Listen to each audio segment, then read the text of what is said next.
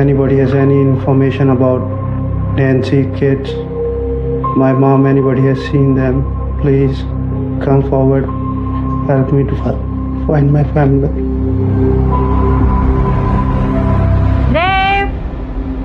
Hello?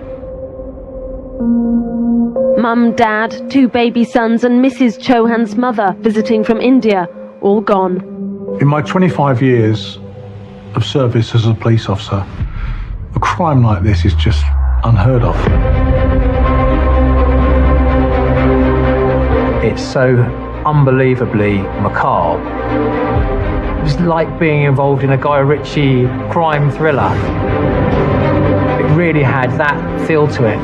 Since the family went missing, there's been speculation that Amajit Chauhan, who owns this fruit import business in Southall, had become mixed up with criminal organisations. It was as if they had just vanished in an instant. At the least, they were missing people, but the worst, been murdered. This inquiry has taken on a disturbing twist, with detectives here at New Scotland Yard liaising closely with their counterparts in India and France. He covered his tracks very well initially, until you start investigating it further. Something was clearly wrong, something was deeply suspicious. Everything we tested was coming back negative. Clearly, the scene had been cleaned up. In all my years as a forensic scientist, this is one of those cases that will stay with me forever. It's unfathomable. This has been one of Britain's biggest ever cases. Thousands of police officers, both here and abroad, have been involved, and the mystery surrounding the family's disappearance continues. The Chauhan case is chilling, savage and shocking, and I've reported cases for over 40 years. It's beyond belief that they went to those lengths just for pure greed.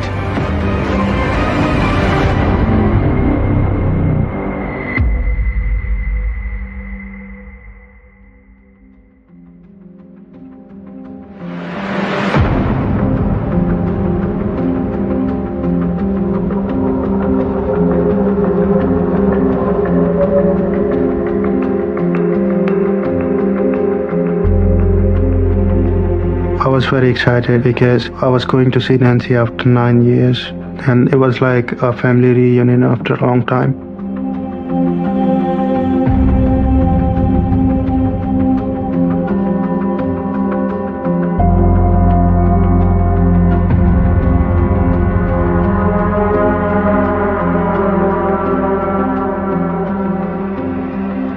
When I was trying to get hold of Nancy, I was trying to get hold of Mom, and nobody was there. So, I thought something's not right. Bonka Verma was becoming particularly concerned. He kept messaging the police and trying to raise it at a higher level. And it got to the point where Hounslow Missing Persons Department took the case on, and they would make some sort of general local inquiries regarding any sort of missing person that was brought to the police's attention. And most of those were resolved pretty quickly. So you had Amajit Chauhan, his young wife Nancy. They had 2 young boys, Devinder and Ravinder.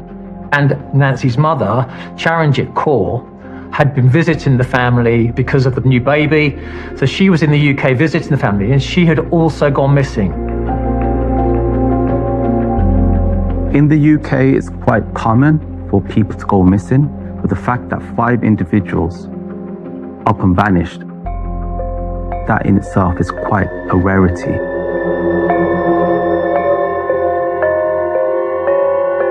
Hounslow Police Station, their missing persons unit, went to visit the Chauhan family home.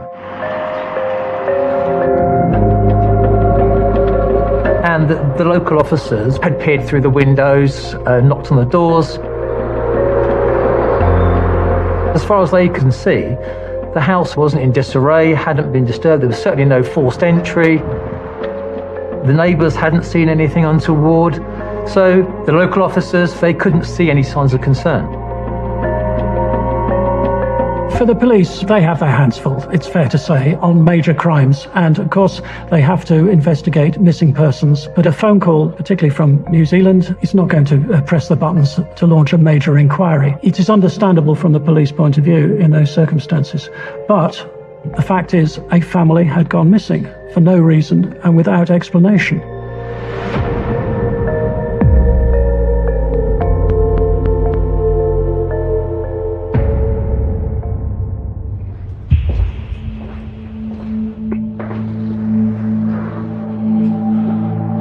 I'm the national director of an organization called the Monitoring Group, established to help individuals and communities suffering racism, policing issues, sexual domestic violence, and hate crimes. It was really about forcing the police to investigate things properly. The only thing that was available for us was to put pressure on the police, either through media or through campaigning or through taking up cases which became significant. I remember exactly when I met Onka Verma. He came to our office in March 2003. He'd arrived in this country a week before from New Zealand on a single ticket to find out what had happened to Nancy, Amarjeet, and the mother and the two kids. He showed me Amarjeet's photograph with Nancy. When I saw the photograph, I said to him, I actually remember this family because I saw them at a restaurant not far from our office, actually 100 yards away. I remember a very beautiful young woman with a sari and the two kids, one running around and an older woman sitting at a table. One of the moments that you register because it's canny. Onka and Nancy were very, very, very close to each other. They spoke on a daily basis. They'd been married on the same day. He'd gone off to New Zealand with his wife, and she'd come to England. Nancy started working for Amarjeet Chauhan as his secretary. He fell in love with her, and she fell in love with him, despite the age difference of 20-odd years.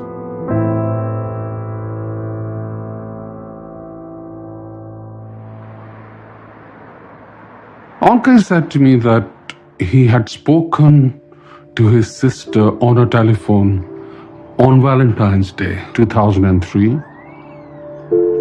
He then rang her the next day, but nobody answered the phone and everything went dead.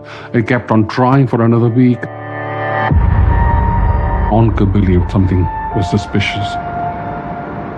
Then he rang Hounslow police station, which is a local police station in the area that they lived, and they said they'd done the inquiry.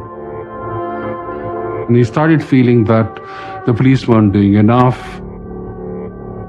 He seemed lost, and he seemed as if nobody was listening to him. And he traveled all this way, and he was desperate to get somebody to take him seriously. And I think that's why he came to us. I thought, whole family going is very strange. And what we decided was to get the most senior police officer we could from Scotland Yard. In 2003, 21st of March, I was first informed about the Chauhan family. They've been missing for a couple of weeks. I knew Suresh Grover from many other inquiries where he had helped people from certain communities that had had their loved ones either murdered or were missing.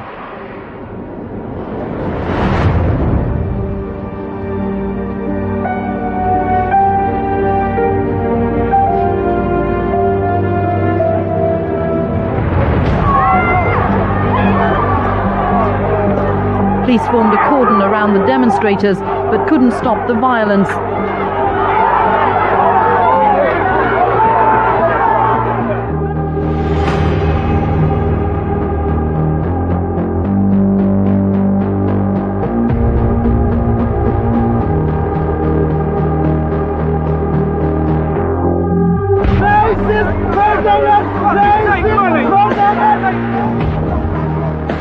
My first report stated that we'd failed Stephen Lawrence, we failed the Lawrence family, and that the Metropolitan Police were institutionally racist.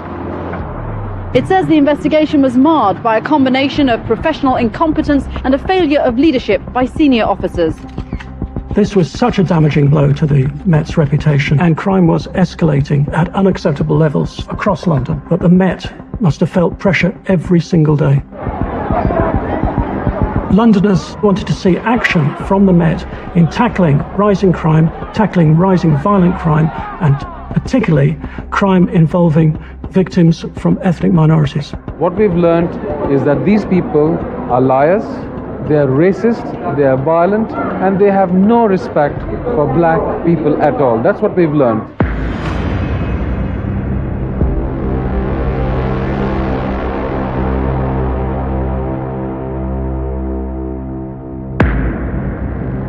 Do you now accept that there may have been a racial problem in the way the police handled that inquiry?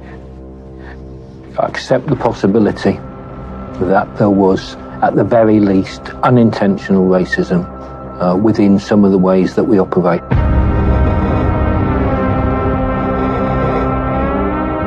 It was after the reports we restructured murder investigations for London. And in December 2001, I was appointed the first Chief Police Officer to solely be responsible for overseeing all murder investigations for London. It was tough times. Not only were we called institutionally racist, we were also told we were not very good at our job.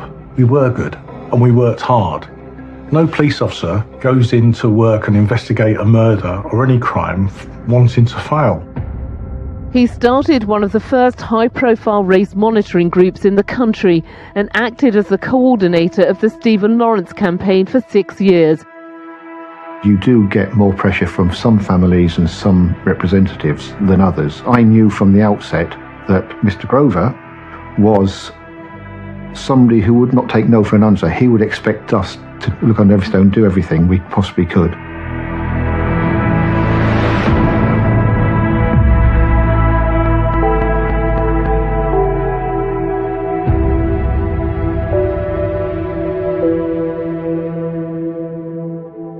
We decided that we would appoint a senior investigating officer, Norman McKinley, and his team. They undertook inquiries together with local police into the missing person inquiry.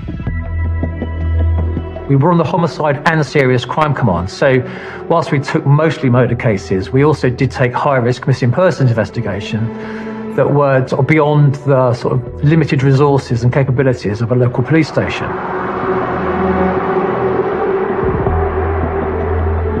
As part of our investigation, obviously one of the most important things would be to actually force entry into the house.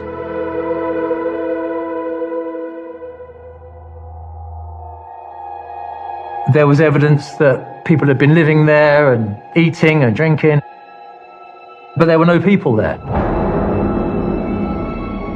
There was half unmade breakfast, so there was egg and toast coming out of the toaster, and there were toys everywhere. The washing machine was half full, maybe looked like it was being emptied. It looked like a family had left in a hurry. It was as if they'd got up and just walked out and left everything on the table. Then, we go through Nancy's stuff and we find her diary. And what we discovered, or what Onka told me when we looked at the diary, was she speaks about her love for the children. That's the best thing that's happened to them, that she wants the mother there when the children are born. I think the mother comes when the first is born and obviously comes when the second child is born.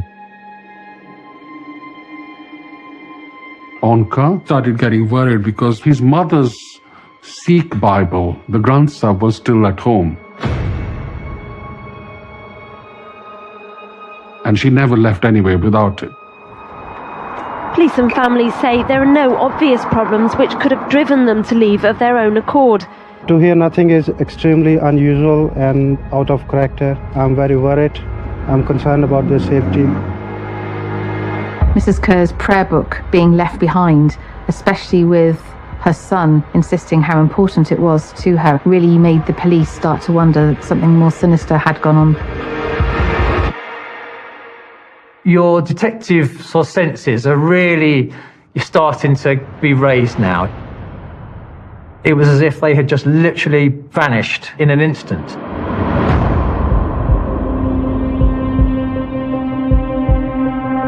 It was decided immediately to put it onto Holmes.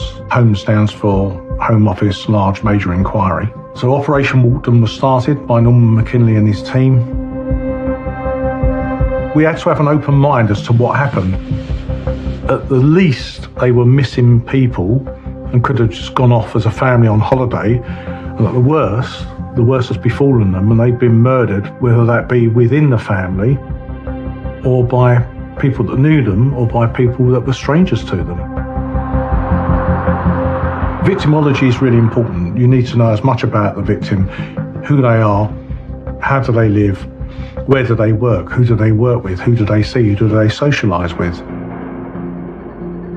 You can pretty much rule out any involvement whatsoever with Nancy Chohan, a young mum, looking after her 2 young boys.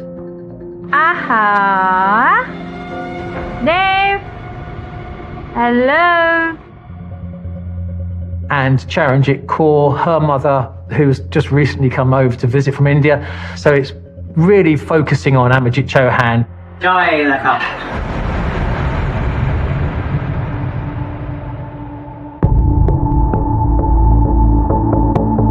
Amajit, he was a businessman. He owned an import-export company not far from Heathrow Airport, which was a company called Seba Freight, which was an importation business for fruit and vegetables. It was technically classed as a bonded warehouse, which meant that they were responsible for monitoring all of the imports that came into their warehouse. Apparently he was a very likeable person, very likeable boss. Almost the life and soul of the party. One of our initial lines of inquiry progressed around Seba Freight. We dived in and had a look at where it was. We found out it was struggling. He had difficulty paying his staff over that Christmas in 2002 into 2003. We then discovered a story that Amajit Chohan had sold his business and had taken his family back to India. We also found out the day before there was last contact with him, he had a business meeting near Stonehenge. Amajit told his wife that he was going to that meeting, and in her daily chats with Onka, the brother, off in New Zealand, said that Amajit's going off to a meeting because someone is going to buy into the company. Amajit Chohan had, on the face of it, an idyllic life, but in fact there was a darker side to him. Do it properly, Gardner. Very nice. He had been in trouble with the law in the past and may not have been quite as squeaky clean as you might think. He was a well-known wheeler-dealer. He ran an import-export business which gave him access to potential criminality. He was a chancer, he was a risk taker, and sometimes these risks did not pay off, and he was charged, convicted and imprisoned and put behind bars. He had been sentenced 4 years imprisonment for tax evasion.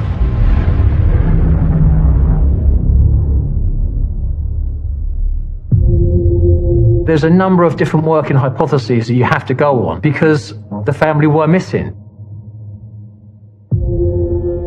Has he got on the wrong side of someone through business? Could this be some form of marital dispute?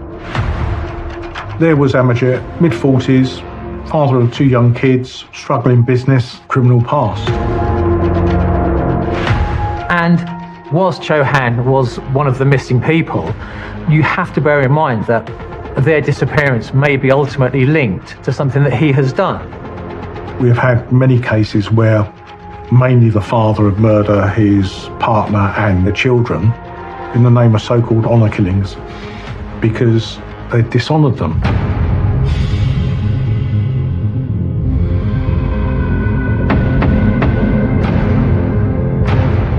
Culturally speaking, in the Indian subcontinent, getting in trouble with the law enforcement, ending up in prison tends to be quite shameful. For Amajit, this is something that would have played extensively on his mind, or that shame and humiliation that he's caused to his family members. You had to have that open mind as well. You couldn't close anything off.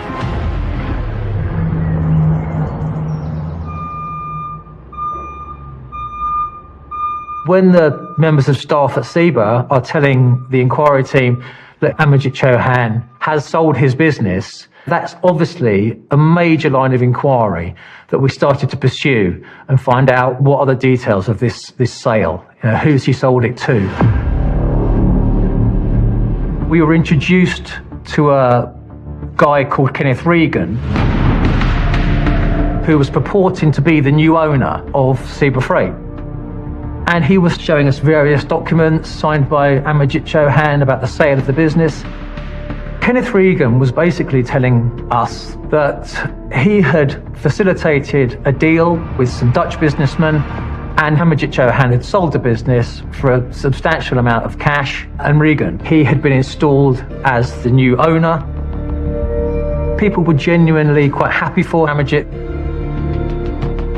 He'd literally sort of pulled off the deal of a lifetime, and they were all pretty much saying to a person, don't worry, he hasn't really gone missing, he's just done what he always said he was going to do, he's gone back to India. But when we get Kenneth Regan's full details and dig into who he is and what he was, we see that he's got a very checkered past. He was a major criminal, someone who had associations with the highest level of criminality in London. He'd been involved in mass fake passport production and had been involved in sort of the large-scale importation of drugs into the UK, and had served quite a substantial prison sentence. He had been sort of known in what he would probably consider his criminal heyday as Captain Cash, and was known to drive around in a Mercedes with wads of cash in the back of the car. He was arrested after being apprehended with 30 kilos of heroin and large sums of money. Which is obviously how he financed his lifestyle. He probably considered himself quite a flash character. We started to dig deeper and find that actually Regan and Chauhan had actually met in prison.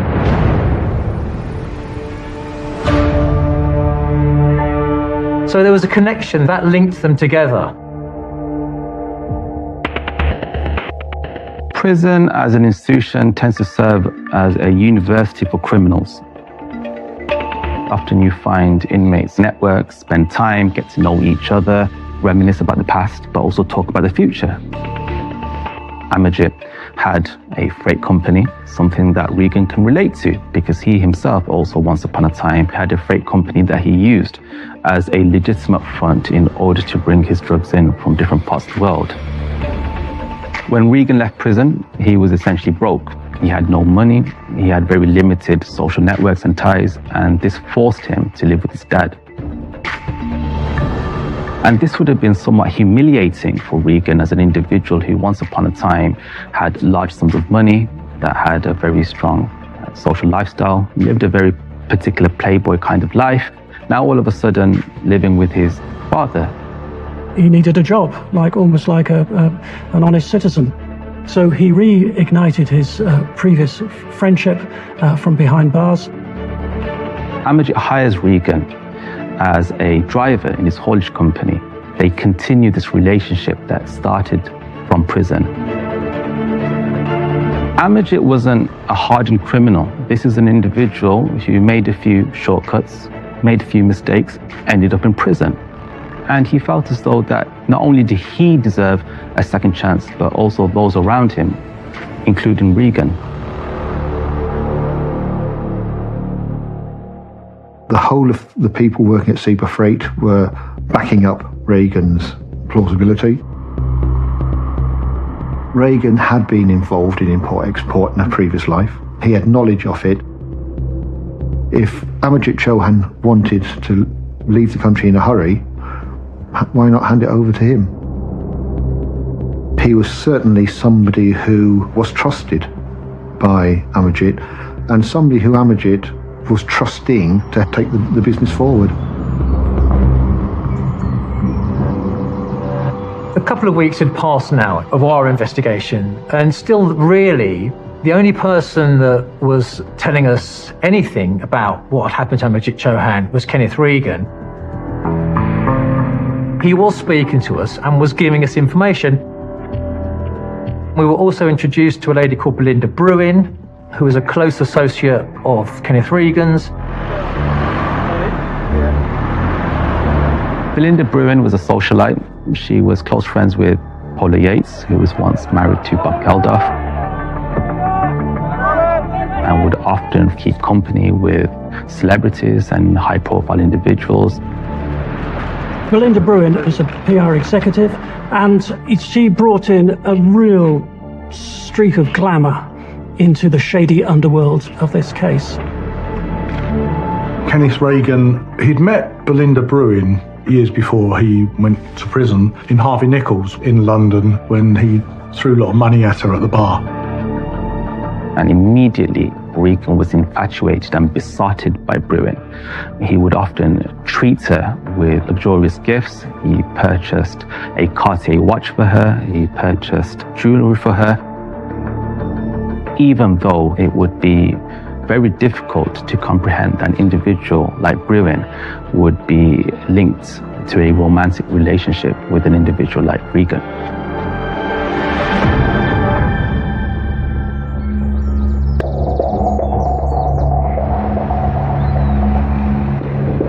Every time someone new came into the investigation, obviously you have to do quite an extensive background investigation.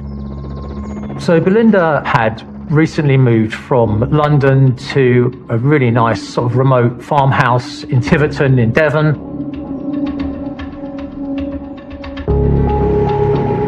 She had some horses, 2 children who were at a private school. So she needed significant income to maintain that lifestyle. Because Kenneth Regan had a criminal past, he couldn't be a company director. And as Belinda went on to tell us, that he'd always really liked her and wanted to help her out. The point when Regan approaches Belinda Bruin and offers her a position at Zebra Freights. Initially, he says to her, there's a starting salary of £50,000 and that you can work hours that are based on your needs and therefore you can be accommodated. To which she rejected initially. And then he increased the salary to £70,000 and said to her, this is a guaranteed money. On top of that, you can potentially get bonuses based on performance.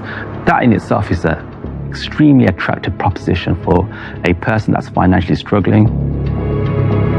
Kenneth Regan explained that he had been installed as the new owner and Belinda Bruin was installed as the company director, presentable and respectable face of Zebra Freight. That's the story we were being told. Of course, Belinda was a key witness. Quite out of the blue, a letter was received at Zebra Freight, posted from France, signed by Amajit Chauhan, saying that he'd literally sold the business, taken his family off to France, and was planning to then move on to India. He also wrote a letter to the employees at Zebra Freight with his home address on the top, saying, I would first like to explain my actions which must appear strange. I've got myself into a major problem and see no way of returning. I am being chased for £3 million. I have had myself threatened and my family unless I repay a huge amount of money. I'm totally afraid at this present time to talk to anyone. He mentions Nancy being desperate to speak to her family, but him preventing her from doing so. Nancy is driving me crazy, always trying to call her family. It's too dangerous at present. Obviously then, detectives undertook the forensic examination of those letters, postmarks, all of that was done. It was actually his signature on the bottom, so that the people who knew him well, people in the accounts and everything like who looked at his signature on a day-in, day-out basis, they could see that it had been signed by him. When you look at it purely as a letter, It completely supports what Reagan's been saying all along. He's saying, I'm abroad, got problems back in the UK, I'm not coming back, and you've got a new boss, his name's Kenneth Reagan. I can recall now a meeting with Norman McKinley. Norman McKinley's words were, but I'm not buying it, boss. I don't buy it. There's something not right. At this moment in time, Amarjit Chauhan is telling the police that, yes, they have gone away. They haven't disappeared. The only person at this stage who's saying they've disappeared is Onka Verma. One thing I couldn't figure out, that how would a family disappear? How can they just disappear without telling me? If you're traveling and you're leaving, why would you leave in a hurry? That's a suspicious sign, right? And okay, so they're on the run, they trust the brother. Why wouldn't they be in contact with the brother and say, look, that this is what I'm thinking of? And they need their passports. And Nancy had told Onka that the passports were the Home Office. You have to have those passports to travel. So, yeah, we're thinking, well, hold on, how's he in France? You know, his passport's in the passport office. Onka then rang his father, who was still in India. And in fact, Mrs. Kaur was due back in India because she's head teacher, she had limited vacation period, and she never arrived. So he became even more suspicious. We also knew that Onka found his mother's return ticket in India. If they'd gone to India, then she would have used her return ticket.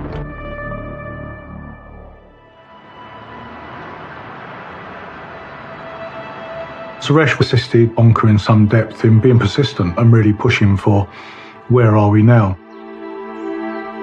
Regularly saying, look, you're not doing enough. They're missing, what you're doing about it. Where are they?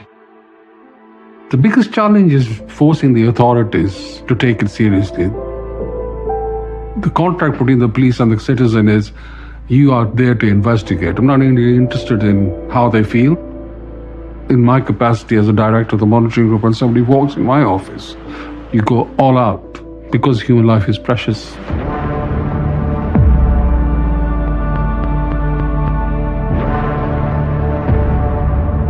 Detectives deny any complacency in their investigation, either in the search or for suspects in their disappearance. Now, the Met Police was under a microscope and the media was holding their feet to the flames about the way that they tackled the investigation. We were always going to be under the spotlight. You felt as if you were getting criticised more than you were being praised.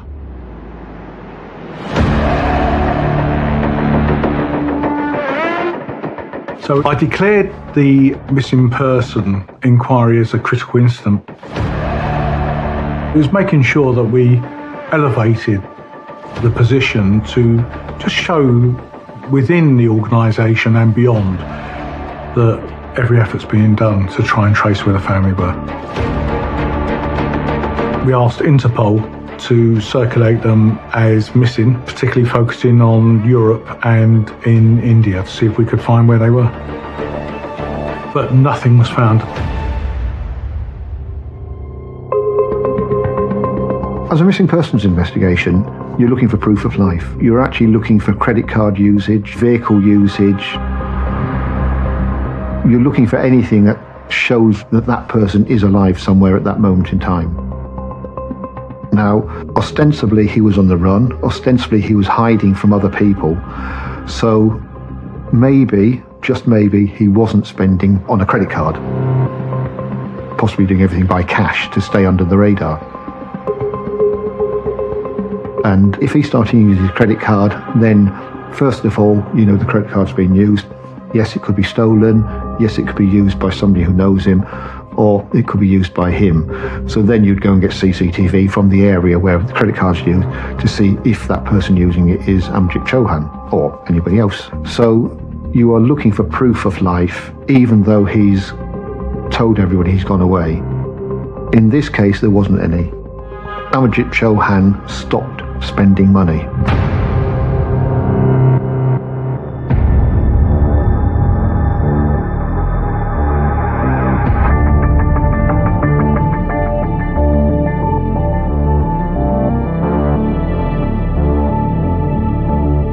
I did go to Seaver Freights. I spoke to a large number of employees. Look, guys, we think something suspicious is happening.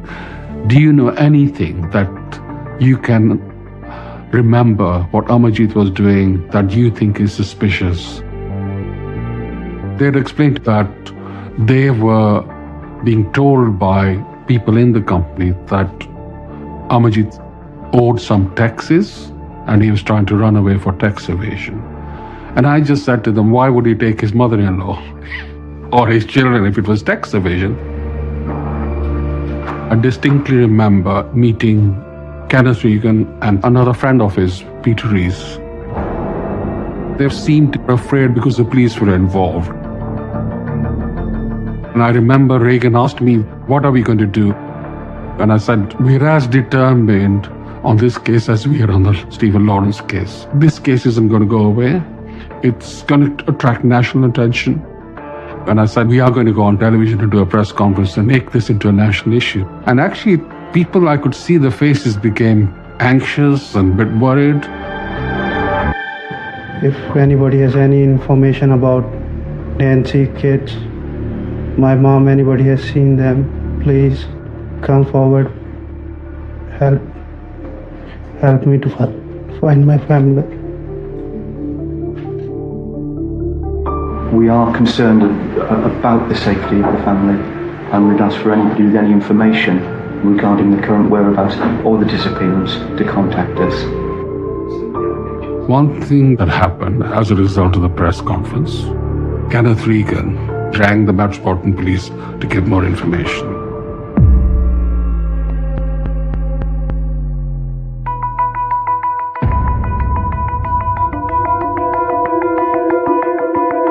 From the outset of the investigation, Kenneth Regan was giving police effectively all the information we wanted. He'd been trusted by Amarjit. He was giving plausible explanations, he was helping, he was very helpful. We become aware at this point that Regan has got a criminal associate called William Hornsey. William Hornsey has got quite an extensive background in the production of fake passports for other criminals. One of Regan's major criminal enterprises and most lucrative was a fake real passport scam that he was running with Hornsey in the 1990s. They produced real, genuine passports from the Home Office, but based on false information. Hornsey was said to be paying homeless people 50 quid to get their details. And such passports were then absolute gold dust for members of the underworld or anybody who wanted to disappear very quickly. There comes a point when Regan explains that he is still in regular contact with Amarjit.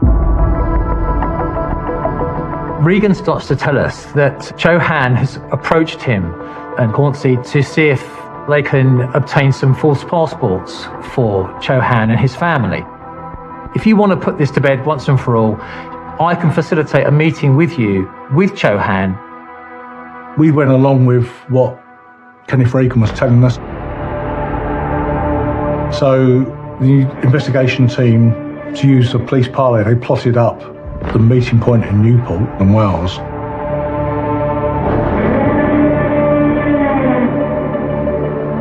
Everyone was hoping that Amarjit was going to turn up. Bear in mind, there was still this story going on about he's in trouble, he doesn't want to come back through the letters. And our only contact with Amarjit was Kenneth Regan. Do we arrest him? I mean, he was technically classed as wanted missing.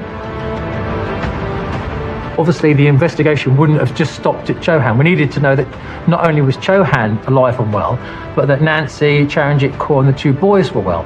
But at least if we had our hands on Chauhan, that was a start.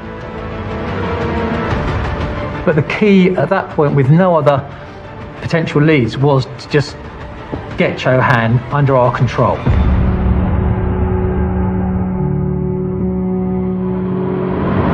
We were having regular meetings with the police. Every time there was a significant movement in the investigation, and we knew about the meeting, so I reported back to ONCO. And I could see, the pin dropping in that meeting, because there was a small light in the end of the tunnel that he'll find someone. It was quite a big operation. There were several cars of several officers each.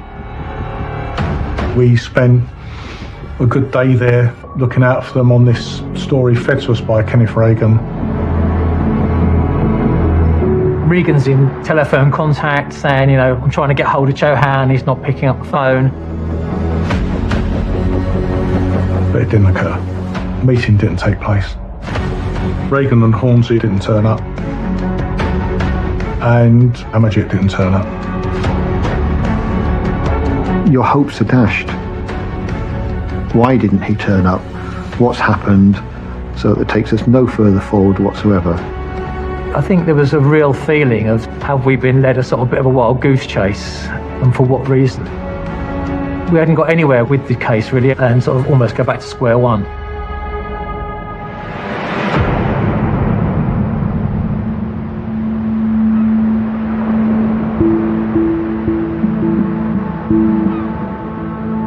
I was contacted by Dorset Police to say that they discovered a body of an unidentified male floating in the sea off Bournemouth, the well-known coastal resort, with suspicious injuries. The suspicion was directed to the fact that the body had a sort of gag or binding around the lower part of the face and a head injury on top of the head. You don't normally see bodies firmly bound round the lower face with a head injury just simply floating in the sea. I was requested to do an autopsy as soon as possible. Once I came to see the body, it was clear that there was significant decomposition. The outer layer of the skin was starting to slip, and so was the hair. And in fact, the skin of the palms of the hands and the fingers was beginning to slide off. It's a bit like a glove. And it's possible for someone to put on a rubber glove, and then put that over their own hand, and then, just as with a fingerprint in a living person, you can roll it onto ink and then paper and produce a fingerprint image. And that is going to be the main method of identification, because you can go straight from the body and its fingerprints to a record, if there is one, assuming someone has been fingerprinted in the past. Meanwhile, Kenneth Reagan for days have been saying he's in contact with Mr. Chauhan. Suddenly he's gone. We don't know where he is.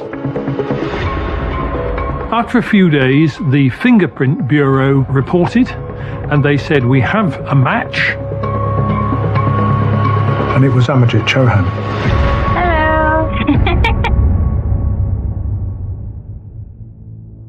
So you've got this kind of four-way issue that you're looking at. Kenneth Reagan missing. The body that washed up on Bournemouth Beach had been gagged, tortured, he'd been murdered. That was Amajit. Onka saying, where's my family? Where are they? That's the key. Where are they? Had they been murdered as well? And if they had been murdered at that time, where were they? Where are the bodies?